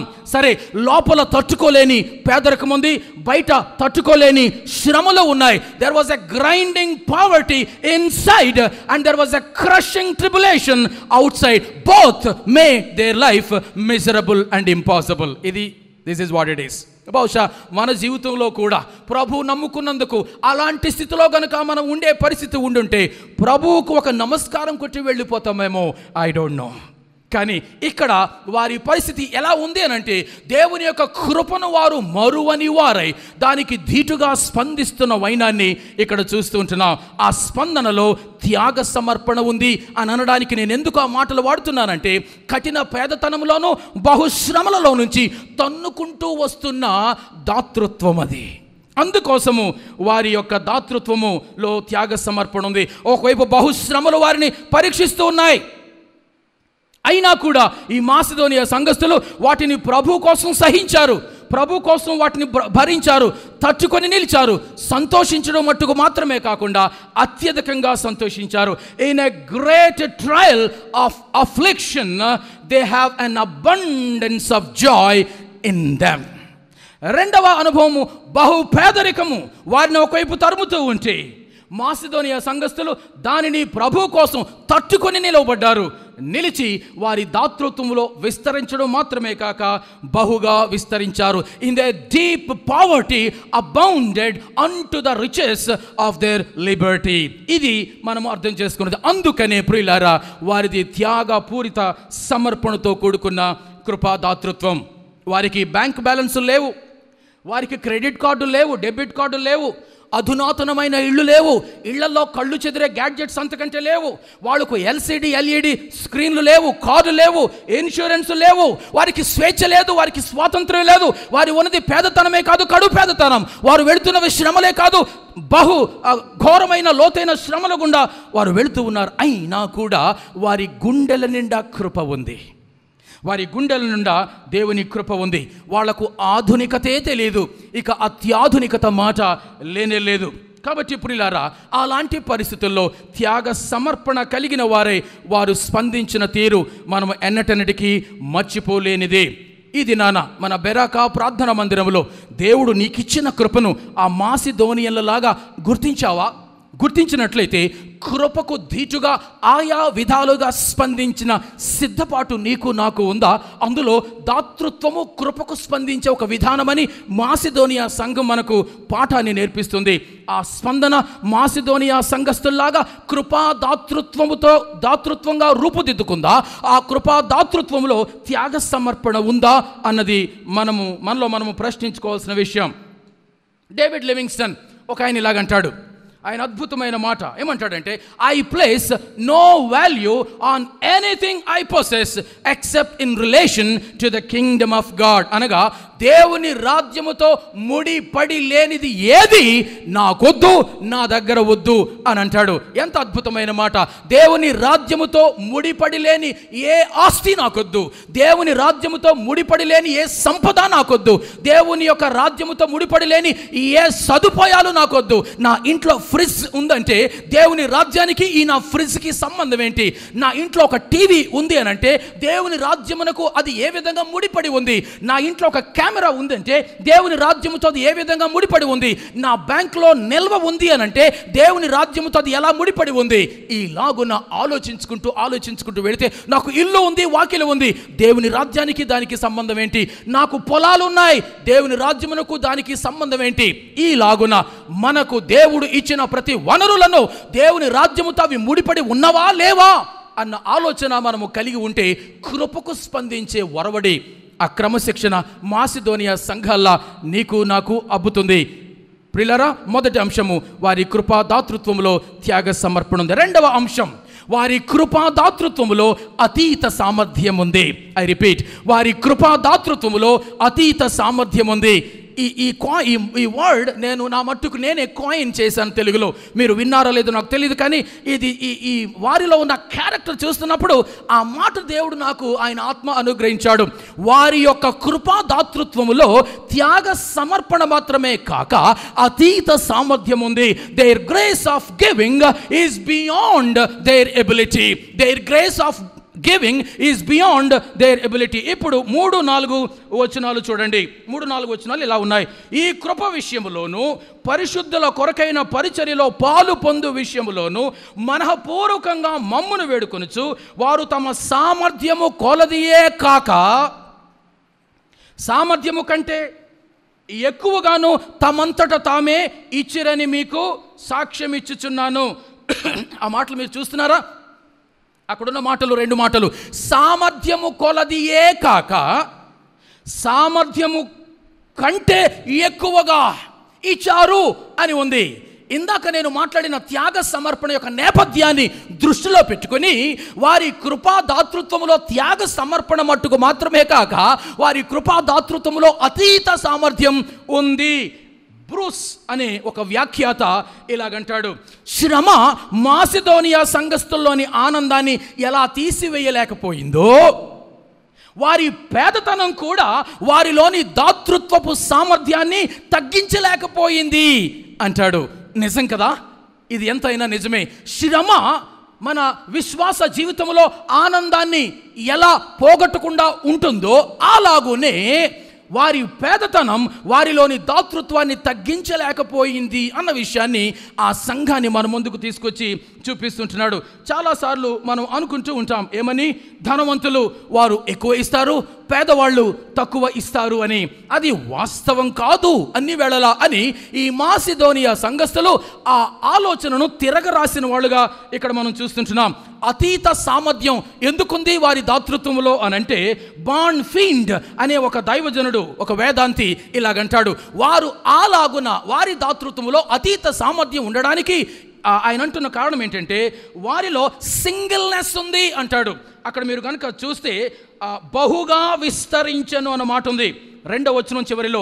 ఆ బహుగా విస్తరించను అన్న మాట దగ్గర గ్రీకులో వాడబడిన మాట ఏంటంటే హ్యాప్లోటెటాస్. హ్యాప్లోటెటాస్ హ్యాప్లోటెటాస్ అంటే వాస్తవమైన అర్థం ఏంటంటే సింగిల్నెస్. సింగిల్నెస్ అంటే ఏకైకత, ఏక దృక్పథం, ఏక దృష్టి, ఒకే ఒక తత్వం, అది అన్నమాట సింగిల్నెస్. అది ఉంది. ఆ సింగిల్నెస్ కారణంగా ఆ ఏక తాత్పర్యము, ఏక దృక్పథము, ఏకైకత, ఏక దృష్టి కారణంగా వారిలో 3 అద్భుతమైన లక్షణాలు ఉన్నాయి, లోతైన అంతరంగ లక్షణాలు. నంబర్ 1, వాళ్ళ క్యారెక్టర్లో ఘనం ఉంది, అనగా వాళ్ళ క్యారెక్టర్ ఘనమైనది, వారి శీలం, వారి నైజం ఘనమైనది, వారి యొక్క హార్ట్ యథార్థమైన శుద్ధమైనది, వారి యొక్క ఇంటెంట్ యథార్థమైనది. ఈ 3 విషయాలు వారిలో ఉన్న సింగిల్నెస్ కారణంగా మాసిదోనియా దేశస్థులకు, సంఘస్థులకు వచ్చింది అని అంటాడు. ప్రియులారా, మన భక్తి ప్రభు మెచ్చేదిగా ఉండాలి అనంటే, మన యొక్క దాతృత్వము ప్రభు మెచ్చేదిగా ఉండాలి అనంటే, ప్రభు కోసం మనం చేసే ఏ క్రియలైనా ప్రభు మెచ్చేదిగా ఉండాలి అనంటే వాటిలో సింగిల్నెస్ ఉండాలి, ఏకైకత, ఏకపోకడ ఉండాలి. అలా ఉన్నప్పుడు మన నైజం క్లీన్ అవుతుంది, మన యొక్క శీలం అది ఘనంగా తయారవుతుంది, హృదయం శుద్ధంగా తయారవుతుంది, అదేవిధంగా మన యొక్క సంకల్పం, ఇంటెంట్ అది యథార్థంగా ఉంటుంది. ఆ కారణాన్ని వారు అతీత దాతృత్వ సామర్థ్యాన్ని కలిగి ఉన్నారు అని ఈ బాన్ ఫీండ్ అనే ఆయన చక్కగా వ్యాఖ్యానిస్తాడు. అది నా హృదయాన్ని హత్తుకుంది. ప్రియులారా, ఈ రాత్రి వేళలో మాసిదోనియా సంఘస్థులు కడు పేదలైన, కడు శ్రమలు వారిని వేధిస్తూ ఉంటున్నా వారి యొక్క శీలము ఘనమైనది, వారి హృదయము శుద్ధమైనది, వారి యొక్క ఆ సంకల్పము అది ఆ యోచన యథార్థమైనది. ఆ కారణాన మట్టుకు మాత్రమే వారు అతీత సామర్థ్యాన్ని ప్రదర్శించిన వారుగా ఉన్నారు అన్న విషయాన్ని మీకు జ్ఞాపకం చేస్తుంటున్నాను. మన జీవితాల్లో విస్తరిల్లే దాతృత్వ సామర్థ్యతకు ముందు విస్తరిల్లే ఆత్మీయత, ఆధ్యాత్మికత ఉండాలి. ప్రియులారా, దాతృత్వము కంటే ముందు ఆధ్యాత్మికత ఉండాలి. నా ఆధ్యాత్మికత ఘనమైనది గాను, శుద్ధమైనది గాను, యథార్థమైనది గాను ఉంటే నా దాతృత్వత ఘనమైనది గాను, శుద్ధమైనది గాను, యథార్థమైనది గాను, సామర్థ్యానికి అతీతంగాను ఉంటుంది. మన జీవితాల్లో అలాగున ఆధ్యాత్మికంగా ఎదుగుతూ ఉంటున్న కొలది మన దాతృత్వం ఎదుగుతూ ఉందా అన్నది ఎవరి మట్టుకు వాళ్ళము ఆలోచించుకోవాల్సిన ప్రశ్న. ఇంగ్లాండ్లో కౌంటీ చర్చ్ ఒకటి ఉంది. ఆ చర్చిలో ఒక ధనవంతుడు, ఒక పెద్ద ఆయన, సంఘ పెద్ద ఒక ఆయన ఉన్నాడు. అతగాడు ఒకసారి the great English preacher Charles స్పర్జన్కి ఉత్తరం రాసి అన్నాడు, స్పర్జన్ గారు ఒకసారి మా ఇంగ్లాండ్ కౌంటీ చర్చ్కి రండి, ఒక ప్రసంగం చేయండి, ఇవ్వడం మీద, సంఘమునకు ఇచ్చుట అనే అంశం మీద ఒక ప్రసంగం చేయండి. ఆ దెబ్బకు మా వాళ్ళు చాలా డబ్బులు ఇస్తారు, మా సంఘానికి ఉన్న అప్పులన్నీ తీరిపోతాయి, ప్లీజ్ రండి అని ఒక ఉత్తరాన్ని రాశాడు. పనిలో పనిగా మీరు వస్తున్నప్పుడు నాకు 3 ఇళ్ళు ఉన్నాయి. ఒకటేమో సముద్రం ఒడ్డున ఉంది, టౌన్ హౌస్లో ఉంది, కంట్రీ హౌస్లో ఉంది, పెద్ద పెద్ద బంగ్లాలు ఉన్నాయండి. మీ లాడ్జింగ్, బోర్డింగ్ అన్నీ మేము చూసుకుంటాం. ఈ 3 ఇళ్లలో ఎక్కడ కావలిస్తే అక్కడ మీరు ఉండొచ్చు, దయచేసి రండి, మాకు మీరు బోధ చేయండి అని ఒక ఉత్తరాన్ని రాశాడు. దానికి చార్లెస్ స్పర్జన్ చాలా సింపుల్గా తిరుగు టపాలో ఒక లైన్ ఉత్తరాన్ని ఇలా రాశాడు, cell one of the places and pay the debt your self. Cell one of the places and pay the debt your self. నీకున్న 3 ఇళ్లలో ఒక ఇంటిని అమ్మేసి మీ సంఘ అప్పును మీరు తీర్చుకోండి, దానికి నేను రావాల్సిన అవసరత ఏమీ లేదు. ప్రియులారా, ఈ దినాన్న చాలా సంఘాలలో రండి, మా సంఘానికి వచ్చి బోధ చేయండి, ఎటు నేను బోధ చేసుకోలేను, మా సంఘానికి మీరు వచ్చి బోధ చేస్తే మాకు డబ్బులు వస్తాయి, ఈ రకమైన వరవడి చాలా సంఘాలలో నేను చూస్తున్నాను. అందుకోసము కాక అసలు దాతృత్వమే అది ఒక అద్భుతమైన క్రైస్తవ క్రమశిక్షణ మనము నేర్చుకోవాల్సిన అంశము కాబట్టి దానికోసం విధిగా మాట్లాడి తీరాల్సిందే. ఎందుకు ఈ అంశం చాలా సంవత్సరాల నుంచి మనం పెట్టుకోవడం లేదో నాకు తెలియదు. కానీ ప్రియులారా, చాలామంది మనం అంటూ ఉంటాం, మనం ఆరాధన భాగంలో కానుకలు ఇచ్చే ఒక భాగం కూడా ఉంటుంది. ఇప్పుడు కానుకలు పాట పాడుకుందాం, కానుకలు ఇచ్చుకుందాం దేవునికి అని అంటాం. చాలాసార్లు మనకు అర్థమైంది ఏంటంటే, కానుకలు ఇవ్వడం లేదా అర్పణలు చేయడం ఆరాధనలో ఒక భాగం మాత్రమే అని అనుకుంటాం. కానీ ప్రియులారా, అది వాస్తవం కాదు. ఎందుకు అనంటే, ఆ అర్పణ దాతృత్వము ఆరాధనలో భాగం కాక దాతృత్వమే ఆరాధన. ఆ విషయాన్ని మనం గ్రహించాలని ఈ రాత్రి మీకు నేను నొక్కి చెప్తుంటున్నాను. నన్ను నేను దేవునికి ఇచ్చుకున్న నాడు నావైనవన్నీ కూడా తండ్రి అయిన దేవునికి కుమారుని నామములో నేను ఇచ్చుకుంటూ ఉన్నప్పుడు దాతృత్వము ఆరాధనలో భాగం కాదు, ఆ దాతృత్వమే ఆరాధన. ఆ రకమైన శ్రేష్టమైన అంశం గురించి చాలా సంఘాలు ఎందుకో నిర్లిప్తంగా ఉంటూ ఉన్నాయి అని నేను అర్థం చేసుకుంటున్నాను. ఆ కౌంటీ చర్చ్లో ఉన్న సంఘ పెద్దకు జేబు నిండా డబ్బులున్నాయి, ఆస్తిపాస్తులున్నాయి, ఆధ్యాత్మికత లేదు, ఆత్మీయత లేదు, దేవుని యొక్క కృపను అనుభవించిన దాఖలాలు లేవు. మాసిదోనియా సంఘంలో దేవుని కృపా బాహుళ్యను అనుభవించిన వైనం వాళ్ళకు ఉంటే వారు ఎక్కడో దిక్కులు చూచువానిగా ఉండరు. ఆ కృపా బాహుళ్యానికి స్పందించే కృపా దాతృత్వమే ఆ వారి అవసరతలు తీర్చినట్లుగా ప్రభు కోసం ఇచ్చుకునేటట్టుగా చేస్తూ ఉంటుంది. కాబట్టి ప్రియులారా, ఈ దినాన్న ఈ మాటలు మనం మాట్లాడుకుంటూ ఉంటుండగా మన జీవితాల్లో కూడా ఆ రకమైన సామర్థ్యమునకు అతీతంగా దేవుని సన్నిధికి అర్పణ ఇచ్చే పరిస్థితిని ఆలోచించాలి. లూకా సువార్త మనకందరికీ తెలుసు, మీరు తీనక్కర్లేదు. 21వ అధ్యాయము మొదటి 4 వచనాలలో ఒక బీద విధవరాలు యెరూషలేము ఆ ప్రార్థనా మందిరములో ప్రభు సముఖాన కానుకలు పెట్టి అక్కడ ఉంటే, అటు నుంచి వచ్చి వాళ్ళు కానుకలు వేస్తూ ఉంటే, ఇటు నుంచి ఆ కానుకల పెట్టుకు ఆపోజిట్లో ప్రభు అలా కూర్చున్నాడు అని ఉంది. అక్కడ ఆ బీద విధవరాలు ఆమె చేతిలో 2 నాణేలు కాసులు ఉన్నాయి. జాగ్రత్తగా అర్థం చేసుకోండి. క్రొత్త నిబంధన గ్రంథములో ఎక్కడ దశమ భాగం అని కానీ 20వ భాగమని 30వ భాగమని 33వ భాగమని ఎక్కడ లేదండి. క్రొత్త నిబంధన గ్రంథములో ఉన్న దాతృత్వ స్పందన అది గణాత్మకమైనది కాదు, అది గుణాత్మకమైనది. జాగ్రత్తగా అర్థం చేసుకోండి. It is always a qualitative giving, never a quantitative giving. జాగ్రత్త చూడండి. ఇప్పుడు ఆమె తన చేతిలో ఉన్న 2 కాసుల్లో ఒక కాసును మట్టుకు మాత్రమే అక్కడ జార విడిచి ఇంకొక కాసును ఇలా బిగపట్టుకుని వెనక్కిపోయి సీట్లో కూర్చుంది అని అనుకోండి. నేను అంటాను, ఆమె తన సామర్థ్యము కొలది ఇచ్చింది అని అంటాను. ఆమెకు 2 కాసులు ఉన్నాయి, ఒకటి ఇచ్చింది, వెళ్ళింది. ఆమె సామర్థ్యం కొలది ఇచ్చింది. కానీ అలా చేయలేదు. ఆమె ఏం చేసింది? తన దగ్గర ఉన్న 2 కాసులను రెంటినీ జార విడిచింది. దీనిని సామర్థ్యానికి అతీతంగా ఇవ్వడం అంటే, అతీత సామర్థ్యం అంటే ఇదేనండి. నీకున్న దానిలో సగము కంటే ఎక్కువ కాస్త పర్సంటేజులు చూసుకొని ముందు వెనక చూసి ఇచ్చేది ఏదైనా ఉంటే అది సామర్థ్యం కొలది ఇవ్వడం మాత్రమే. కానీ సామర్థ్యానికి అతీతంగా ఇచ్చే దాతృత్వము లెక్కలు చూసుకోదండి, అంకెలు వేసుకోదండి, అది ఏమాత్రం పర్సంటేజ్లు కట్టుకోదు. అది తన్ను తాను పూర్తిగా ఎలా ఇచ్చివేసుకుంటుందో తన దగ్గర ఉన్న వాటిని కూడా ఇచ్చివేసుకుంటుంది. రేపు అన్న దాని గురించి ఆలోచించదు. రేపు ప్రభు చూసుకుంటాడన్న విశ్వాసాన్ని సాధన చేసే పరిస్థితి ఆ కటిక పేదతనములో, ఆ బహుశ్రమల్లో మాసిదోనియా దేశస్థులకు ఉంది అన్న విషయాన్ని ఇక్కడ మనం చూస్తుంటున్నాం. ట్రాప్ అనే ఒక దైవజనుడు ఇలాగంటాడు, that poor widow's mite was beyond the rich man's magnificence because it came out of a richer mind. ఆ పేద విధవరాలు యొక్క మనస్సు సంపన్నమైన మనస్సు. ఆమె కంటే ముందు కానుకలు వేసిన వారి పాకెట్లు సంపన్నమైనవి, ఆత్మీయత దరిద్రమైనది. కానీ ఈ పేద విధవరాలి యొక్క మనస్సు సంపన్నమైనది. ఆ కారణాన లెక్కలు చూసుకోకుండా, అంకెలు వేయకుండా, రేపెలా అని ఆలోచించకుండా పూర్తిగా ఆ వేసిన వైనాన్ని సామర్థ్యము కంటే అతీతంగా వేసిన వైనం. అందుకనే అంతమందిలో యేసు ప్రభు ఆమెను మట్టుకు మాత్రమే పైకి ఎత్తిన వైనాన్ని నేను మీకు జ్ఞాపకం చేస్తుంటున్నాను. క్రొత్త నిబంధనలో క్వాంటిటీ కాక క్వాలిటీ అని చెప్పడానికి కొన్ని ఉదాహరణలు వేగంగా మీ ముందు చదువుతాను. సామర్థ్యం కంటే ఎక్కువ లేదా సామర్థ్యము కొలది అని అంటే ఈ 2 క్వాంటిటేటివ్ కాదండి, ఇవి కూడా క్వాలిటేటివే. సామర్థ్యము కొలది ఎంత ఇంతని లేదు, సామర్థ్యం కంటే ఎక్కువ అదెంత అది ఎంతో తెలియదు. అందుకని అది గణాత్మకమైనది కాదు, గుణాత్మకమైనది. కొన్ని మంచి వచనాలు చూద్దాం. సమృద్ధిగా విత్తండి, 2 కొరింథీ 9:6 సమృద్ధిగా విత్తండి. 2 కొరింథీ 9:9 వెదజల్లండి. 2 కొరింథీ 9:5 ధారాళంగా ఇవ్వండి. 2 కొరింథీ 9:7 హృదయములో నిశ్చయించుకున్న దాన్ని బట్టి ఇవ్వండి. 2 కొరింథీ 9:7 ఉత్సాహంగా ఇవ్వండి. 9:13 ఔదార్యంగా ధర్మం చేయండి.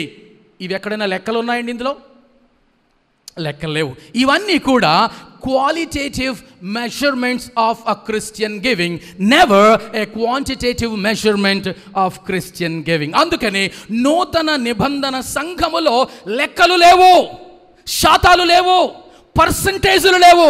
2 కొలమానాలు. ఒకటి, నీ సామర్థ్యం కొలది ఇవ్వడమా, సామర్థ్యము కంటే అతీతంగా ఇవ్వడమా.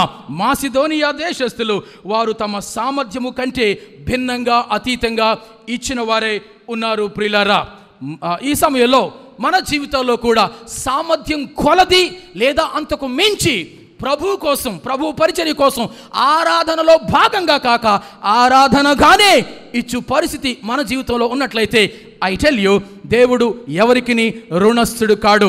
మీరు మలాకీ గ్రంథాన్ని తర్వాత పోయి చదవండి. అక్కడ ఒక్క చోట మట్టుకు మాత్రమే దేవుడైన యెహోవా బాహాటంగా ఒక సవాలు విసురుతున్నాడు. నా మందిరపు నిధిలోనికి మీరు ఆ ఆహార పదార్థాన్ని, మీ భాగాలను తీసుకురండి, వచ్చి నన్ను శోధించండి, టెస్ట్ మీ ఇన్ దిస్ అంటాడు ఆయన. నిజంగా వాస్తవంగా బైబిల్లో ఎక్కడా ప్రభువును పరీక్షించకూడదు, దేవునికి ఇష్టం ఉండదు. అది మస్సా దగ్గర, మెరీబా దగ్గర ఇశ్రాయేలీయులు యెహోవాను పరీక్షించినప్పుడు దేవునికి నచ్చలేదు. అది దేవుణ్ణి శోధించకూడదు, దేవుణ్ణి పరీక్షించకూడదు. అది మనం చేసే పనులు కాదు. కానీ ఆశ్చర్యంగా మలాకీ గ్రంథంలో దేవుడు అంటున్నాడు, టెస్ట్ మీ ఇన్ దిస్. మీరు నా సన్నిధికి మీ యొక్క కృతజ్ఞత అర్పణలు సామర్థ్యము కంటే అతీతంగా తెచ్చే ఆ వనరులను తీసుకురండి, టెస్ట్ మీ ఇన్ దిస్, అప్పుడు నన్ను పరీక్షించండి అంటున్నాడు. నన్ను పరీక్షించొద్దు అన్న దేవుడు, నన్ను శోధించొద్దు అన్న దేవుడు, నన్ను పరీక్షించండి అన్నది ఆ ఒక్క విషయంలోనే.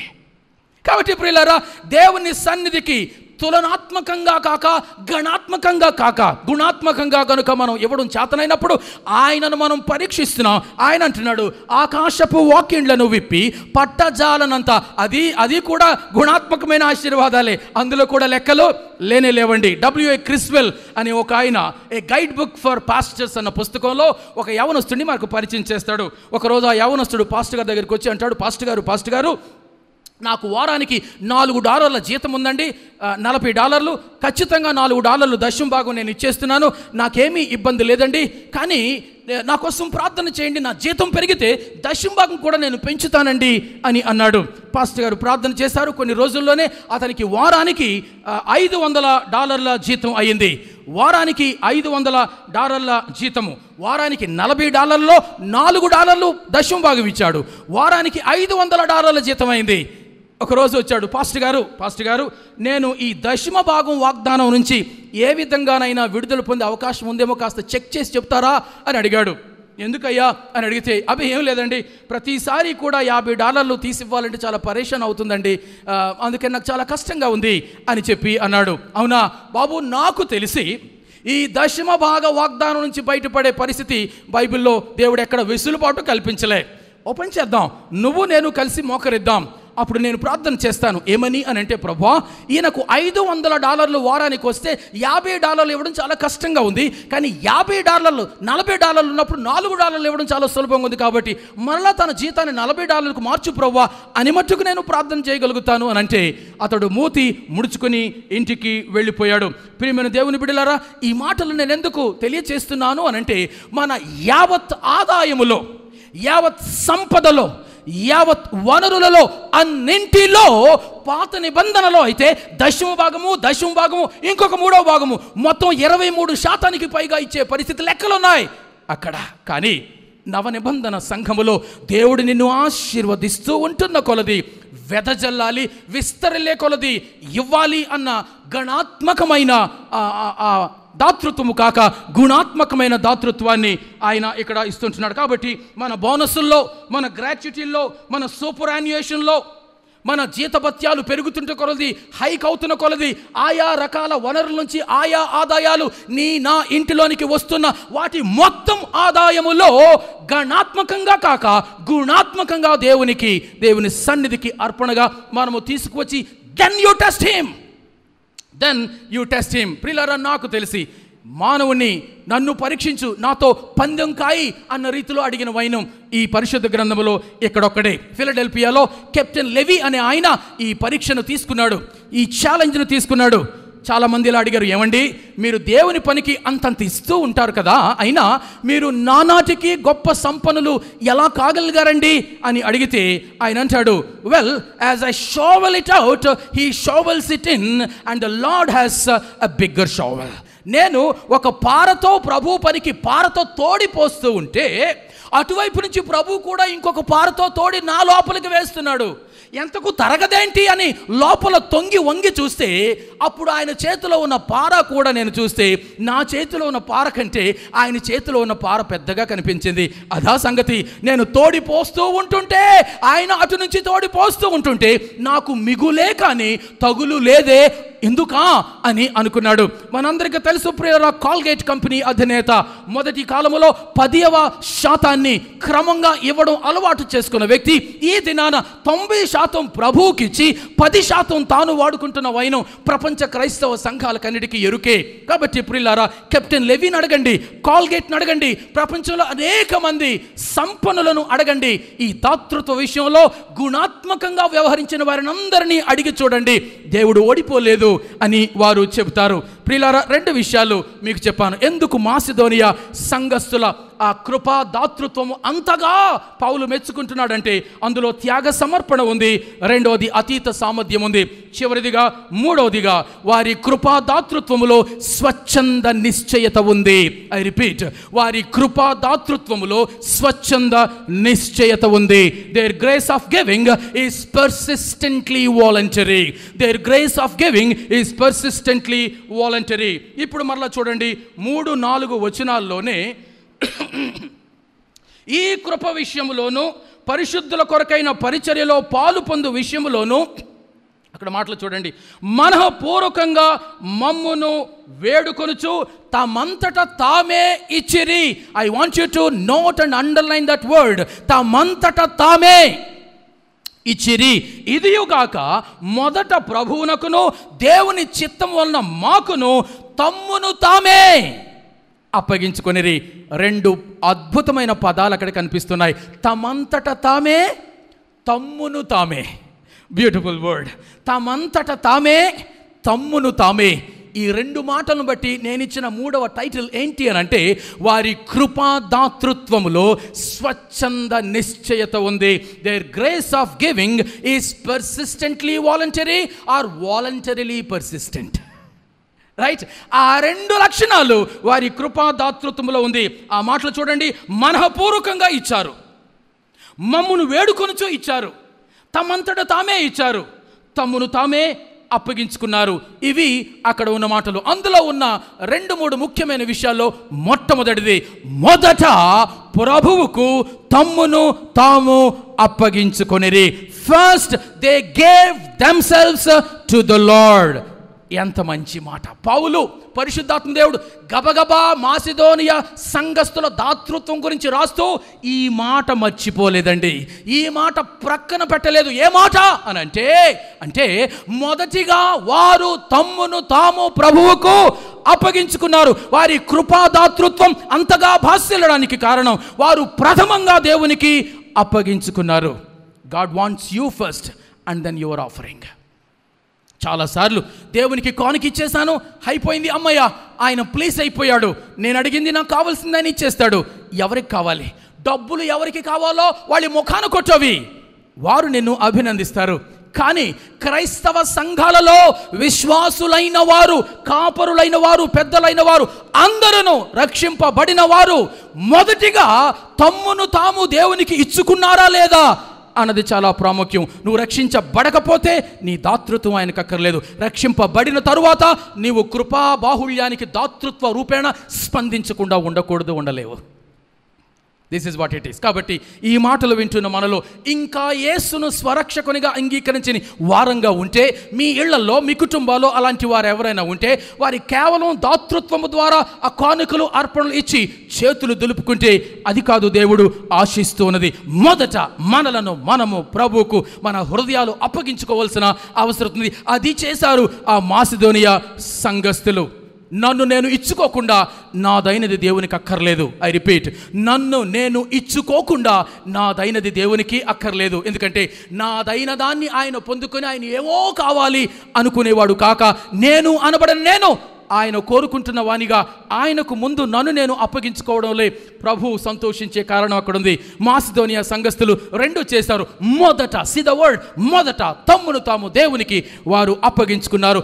ఆ తర్వాత దేవుని కృపా బాహుళ్యానికి ధీటుగా దాతృత్వ రూపంలో వారు స్పందిస్తున్నారు. అది మొదటి విషయం. రెండోది, ఆ తర్వాత పౌలు రాస్తున్నాడు, మాకును తమ్ము తాము అప్పగించుకున్నారు. నీవు సన్నిధికి తీసుకువచ్చి అర్పించిన అర్పణలు ఏమయ్యాయా అన్న చింత నీకు సామాన్యంగా అక్కర్లే. ఎందుకంటే the lord will take care of it. సంఘ నాయకులు పెద్దలైన వారు దేవుని చిత్తానుసారంగా వాటిని వినియోగించబద్ధులై ఉన్నారు. వారు దేవునికి జవాబు చెప్పువారై ఉన్నారు. అలా చేశారా, వారు రివార్డు పొందుకుంటారు. అలా కాక భిన్నంగా చేశారా, వారు శిక్షను తగిన ప్రతిఫలాన్ని పొందుకుంటారు. కానీ నీ యొక్క ఆ దాతృత్వ ప్రతిఫలానికి నువ్వు ఎప్పుడో పొందేసుకున్నావు ఆ మేలు. దేవుడు నీకు ఇవ్వాల్సిన ప్రతిఫలాన్ని ఆయన తప్పకుండా ఇచ్చువానిగా ఉంటాడు. అది రెండో విషయం. మూడవది ఏంటంటే, పౌలా ప్లీజ్ ప్లీజ్ మా దాతృత్వాన్ని స్వీకరించు. నో అనొద్దు, కాదనొద్దు, వదిలేయొద్దు, మమ్మల్ని ఇలా విడిచిపెట్టొద్దు అని అంటూ పౌలును వెంటబడి వారు కృపా దాతృత్వానికి ధీటుగా స్పందించారు. ప్లీజ్ పౌలా అంటూ ఇచ్చిన వారు ఉన్నారు. క్రిస్టోస్టమ్ అనే భక్తుడు ఇలా రాస్తాడు, Paul we entreat you, don't deny us this honor. Paul, we entreat you, don't deny us this honor. పౌలా, నువ్వంటే మాకు చాలా ప్రేమ. ఎందుకంటే మాకు యేసయ్యను పరిచయం చేశావు. నువ్వు నీలో మేము యేసయ్యను చూడగలుగుతున్నాం. నువ్వు ఎందుకోసమైతే ఈ విరాళాలు సేకరిస్తున్నావో అది జెన్యూన్ రీజన్ అని మాకు తెలుసు. కాబట్టి అక్కడున్న యెరూషలేములోని మాతోటి విశ్వాసుల ఆ యొక్క దాతృత్వంలో ఆ విరాళాల్లో మాకు చోటివ్వు పౌలా, ప్లీజ్ అని అంటూ పౌలును వెంటబడి పౌలు జేబులో ఆ విరాళాలు పెట్టారు. ప్లీజ్ పౌలా. మన జీవితంలో ఎప్పుడైనా అలాగున ఎదురెళ్ళి ముందుకెళ్ళి, పాస్టర్ గారు, పెద్దలు, సంఘమా, ప్లీజ్ డోంట్ డినై మీ, దేవుడు నన్ను ప్రేరేపిస్తుంటున్నాడు, ఆయన కృపా బాహుళ్యానికి ఈ దాతృత్వ రూపేణ స్పందించకుండా నేను ఉండలేను. నా దాతృత్వం చిన్నదని, నేను శ్రమల్లో ఉన్నానని, నా కులం తక్కువని, నా జీతం తక్కువని, నా ఉద్యోగం తక్కువని, నా స్థానమో స్థితి తక్కువని, నేను ఇస్తుంది చాలా తక్కువని, ప్లీజ్ డోంట్ డినై us. ఎందుకంటే దాతృత్వపు వెల నీ పాకెట్లో నుంచి కానుకల డిబ్బీలో పడుతున్న దాని మీద కాదు. దాతృత్వపు ఖరీదు నీ గుండెల్లో, నీ మనసులో, నీ ఆత్మీయతలో ఉన్న ఆ జీవాన్ని బట్టి, ఆ చొరవను బట్టి, ఆ తాపత్రయాన్ని బట్టి, ఆ ఆరాటాన్ని బట్టి దాని మీద ఆధారపడి ఉంటుంది. దేవుని యొక్క కొలమానాలు ఎప్పుడు డిఫరెంట్గా ఉంటాయి. ప్రియమైన దేవుని బిడ్డలారా, నేను ముగించబోతుంటున్నాను. ముగించక మునుపు ఎందుకు అపోస్తుడైన పౌలు ఎంత ఎక్కువగా ఆ సంఘాన్ని అభినందించాడు అంటే, అభినందించాడు అన్న దానికంటే అభినందించకుండా ఎలా ఉంటాడు అన్నదే ప్రశ్న. ఎందుకంటే వారి కృపాదాతృత్వంలో త్యాగ సమర్పణ ఉంది, వారి కృపాదాతృత్వంలో అతీత సామర్థ్యం ఉంది, వారి కృపాదాతృత్వంలో స్వచ్ఛంద నిశ్చయత ఉంది. అందుకని ఒక ఆయన అంటాడు, when others give until it pleases them, we must give until it pinches us. ఇతరులు వాళ్ళ సంక్లిష్టతలో నుండి ఇస్తే, ఇతరులు వాళ్ళ సంతృప్తిలో నుండి ఇస్తే, మనము మన సంక్లిష్టతలో నుంచి ఇవ్వాలి అంటాడు ఆయన. చాలామంది వారి సంతృప్తిలో, సమృద్ధిలో నుంచి ఇస్తే, మనము సంక్లిష్టతలో నుంచి ఇవ్వాలి. దేవుని సన్నిధికి అతీత సామర్థ్యం కొలది మనము విరాళాలు తెస్తూ ఉంటున్నప్పుడు మనకు నొప్పి పుట్టాలి. ఎందుకంటే యేసు ప్రభు మనకు రక్షణ ఇస్తున్నప్పుడు ఆయనకు నొప్పి పుట్టింది, ఆయనకు బాధ కలిగింది, ఆయన నలిగాడు. అలాగున ఆ కృపకు ధీటుగా స్పందిస్తున్న మన దాతృత్వములో కూడా నొప్పి పట్టేటట్టుగా మన దాతృత్వాలు ఉండాలి. కెంట్ క్రాకెట్ అనే ఆయన ఇలాగంటాడు, if our offering means nothing to us, it means nothing to God. మన యొక్క దాతృత్వము, మన అర్పణ మనకేం కాకపోతే దేవునికి ఏం కాదు, మనకేం కాకపోతే దేవునికి ఏం కాదు. చివరిగా రష్యా దేశంలో ఒక చక్కటి అప్పుడప్పుడే ఎదుగుతూ ఉంటున్న ఒక ఆర్టిస్ట్ ఒక తివాచి మీద అద్భుతమైన ఒక చిత్రాన్ని ఆయన గీశాడండి. చాలా చక్కగా ఒక చిత్రాన్ని గీశాడు. ఆ టాల్స్టాయ్, రష్యన్ కవీశ్వరుడు అని చెప్పబడిన టాల్స్టాయ్ దగ్గరికి తీసుకెళ్లాడు వెరిఫికేషన్ కోసం, అభిప్రాయం కోసం. టాల్స్టాయ్ గారు, మాస్టర్ టాల్స్టాయ్, లియో టాల్స్టాయ్, ఒకసారి ఇది చూడండి, నేను ఈ చిత్రాన్ని గీశాను, మీ అభిప్రాయాలు నాకు చెప్పండి అని అన్నప్పుడు ఆ Leo Tolstoy, the Russian master of words, ఆ క్యాన్వాస్ను, తివాచీని తదేకంగా చాలా జాగ్రత్తగా పరిశీలనగా చూస్తున్నాడు. చూస్తుండగా ప్రక్కన ఆర్టిస్ట్ ఉన్నాడు. తల పైకెత్తకుండగానే వేలు పెట్టి ఒక ఆయన బొమ్మ మీద వేలు పెట్టి అంటున్నాడు అలాగున, యూ డోంట్ లవ్ హిమ్ అని అన్నాడు. ఆ మాట విన్న ఆ ఆర్టిస్ట్ గతుక్కుమన్నాడు, సార్ మీరు ఎక్కడ వేలు పెట్టారో తెలుసా? ఆయన యేసుప్రభు అండి, యేసుప్రభు బొమ్మండి అది. ఆయన ప్రభురాత్రి ద లాస్ట్ సప్పర్ యొక్క చిత్రాన్ని గీశాడండి. యేసు ప్రభు, ఆయనతో పాటు ఉన్న శిష్యులు, ఆ టేబుల్, రొట్టె, ద్రాక్షరసం, అది ఇంతకీ ఆయన గీసిన బొమ్మ. ఈ టాల్స్టాయ్ యేసు ప్రభు బొమ్మ మీద వేలు పెట్టాడు, నీవు ఈయనను ప్రేమించడం లేదు అన్నాడు. ఈ ఆర్టిస్ట్ అన్నాడు, సార్ అసలు బొమ్మ గీసింది ఆయన కోసం అండి, బొమ్మ గీసింది ఆయన కోసం. ఆయన నాకు చాలా ఇష్టం అండి, నేను ఆయన్ను ప్రేమించడం లేదని సరేంటి తొందరపడి అని అలా అనలేదు, కానీ ఆ రకమైన దృక్పథంతో అన్నాడు. చాలా కాస్త భయపడుతూ, కంగారు పడుతూ, సార్ ఆయన యేసు ప్రభు అండి, నేను ఆయన్ని ప్రేమిస్తున్నానండి అన్నాడు. అవ్వచ్చుగాక, కానీ నువ్వు ఈయన్ని ప్రేమిస్తే అని అన్నమాట. నువ్వు ఈయన్ని ప్రేమిస్తే, ఎక్కువగా ప్రేమిస్తే ఇంకా బాగా రంగులద్దేవాడవి, ఇంకా బాగా గీసేవాడవి. ఇది ఆయన ఇచ్చిన అభిప్రాయం. ఆయన అన్న మాట ఏంటంటే, you do not love him, if you loved him more you would paint him better. If you loved him more you would paint him better. నువ్వు ఆయనను ఎక్కువగా ప్రేమించి ఉంటే ఎక్కువగా పెయింట్ చేసి ఉండే వాడవు. ప్రేమైన సంగమా, ఇది ఈ అంశము ఎందుకు దేవుడు మనతో మాట్లాడుతున్నాడంటే, దాతృత్వం మనకు తెలియదని కాదు. నేను ఎందుకు ప్రార్థన గురించి దేవుడు మనతో మాట్లాడాడు, ప్రార్థన చేయడం మనకు చేత కాదు అని కాదు. ఇందాక దేవుని సేవకులు ప్రార్థించిన ప్రకారంగా ప్రార్థనలో లోతుకు దిగాలని, దాతృత్వంలో లోతుకు దిగాలని ఈ ప్రత్యేక తరగతుల ద్వారా దేవుడు మనతో మాట్లాడుతున్నాడు. ప్రియులారా, మనము దేవుని ఎక్కువగా ప్రేమిస్తే ఎక్కువగా ప్రార్థిస్తాం, ఎక్కువగా ప్రేమిస్తే ఎక్కువగా వాక్య ధ్యానాన్ని చేస్తాం, ఎక్కువగా ప్రేమిస్తే ఎక్కువగా అతీత సామర్థ్యమునకు మించిన వాడమై ఆయన సన్నిధికి అర్పణలు తీసుకొస్తాం. ఎందుకు? పేదవాళ్ళం అయిపోవడానికి కాదు, దిగంబరులం అయిపోవడానికి కాదు, దిక్కులేని వారం అయిపోవడానికి కాదు, మరిన్ని శ్రేష్టమైన దీవెనలను, మరిన్ని మిక్కుటమైన ఆశీర్వాదాలను ఇహమందును పరమందును పొందుకొనున్నట్లుగా. ఎందుకు? ఆయన మనతో సవాలుకు దిగాడు. ఆయన నరుడు కాడు, మాట మార్చేవాడు కాడు, అబద్ధికుడు కాడు. ఆయనతో సవాలుకు దిగిన ఎవరైనా దేవుడు గెలవడం చూసిన వాళ్ళే. కెప్టెన్ లెవీ గెలిచాడు. ఆ విధంగా ప్రియమైన దేవుని బిడ్డలారా, ఈ రాత్రి వేళలో మన జీవితాల్లో ఈ దేవుని కృపకు స్పందించే ఆ దాతృత్వ విధానములో ఈ 3 లక్షణాలు ఉండేటట్టుగా ఇది మొదలుకొని జాగ్రత్త తీసుకుందాం. త్యాగ సమర్పణ ఉండేటట్టు, అతీత సామర్థ్యం ఉండేటట్టు, స్వచ్ఛంద నిశ్చయత ఉండేటట్టు. ఈ 3 ఉండడం కనుక చేతనైతే ఆకాశపు వాకిళ్లను విప్పుతాడు. ఆయన ఎవరికి రుణస్థుడు కాడు, ఆయన ఎవరికి బాకీ పడువాడు కాడు. రేపు అన్న దాని గురించి నువ్వు ఆలోచించేదానికంటే నీకంటే ఎక్కువగా నీ గురించి ఆలోచించువాడై ఉన్నాడు. నీ దాతృత్వాన్ని ఆయన పేదవాడు కాబట్టి కోరుకోవడం లేదు, నిన్ను ఆశీర్వదించడానికి, నీ దాతృత్వాన్ని పెంచడానికి, మెరుగుపరచడానికి ఈ వాక్య భాగాన్ని దేవుడు ఈ రాత్రి నీతో నాతో మాట్లాడుతుంటున్నాడు. ప్రార్థన చేసుకుందాం. మహోన్నతుడైన మా ప్రియ పరమ తండ్రి, మీకు స్తోత్రాలు, వందనాలు. 2 కొరింథీ 8వ అధ్యాయం మొదటి 5 వచనాల్లో మాసిదోనియా సంఘస్థులలో ఉన్న దాతృత్వాన్ని గురించి కొన్ని పాఠాలు మాకు నేర్పించారు. పౌలు మెచ్చుకున్నాడు, పరిశుద్ధాత్ముడు మెచ్చుకున్నాడు.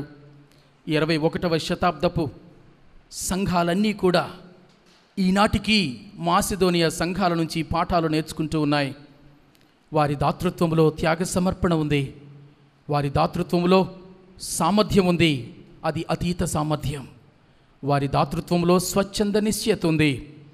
నిన్ను వారు పరీక్షించారు దేవా, సహస్రాబ్దాలకు సరిపడా కీర్తిని వారు పొందుకున్నారు.